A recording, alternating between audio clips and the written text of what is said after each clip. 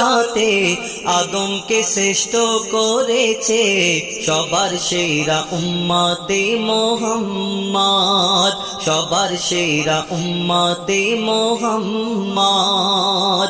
ঈসা নবী নবী হয়ে কেন হতে চাই তার উম্মত?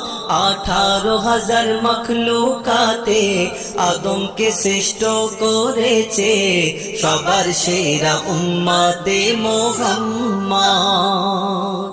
ঈসা নবী বসেছিল এক বড় পাথরের ধারে, আমার চেয়ে বেশি ইবাদত বলো না খোদাকে করে।